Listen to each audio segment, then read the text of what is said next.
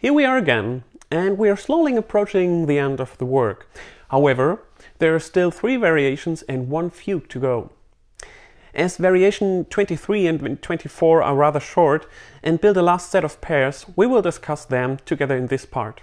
So here are variations 23 and 24 together.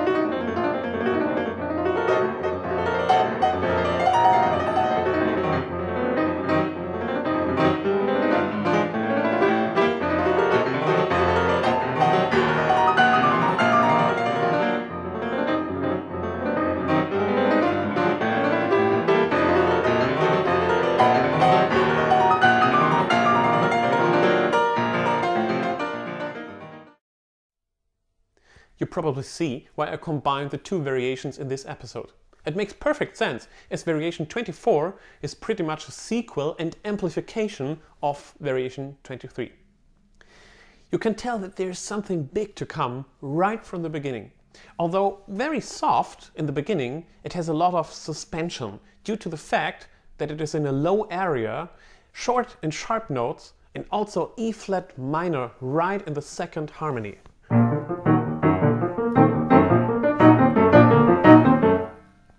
Notice how the 3 note motifs in the right and the left hand alternate perfectly to create tension here. I personally like to play a little crescendo on the 3 notes, especially in the left hand. This gives a contrast, a great contrast to the accent in the second bar.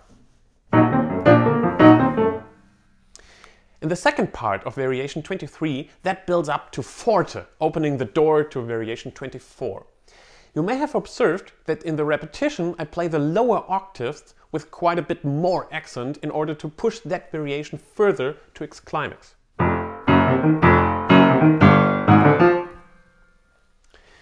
The alternating 3-note motif of variation 23 develops into rolling 16th note scale in variation 24.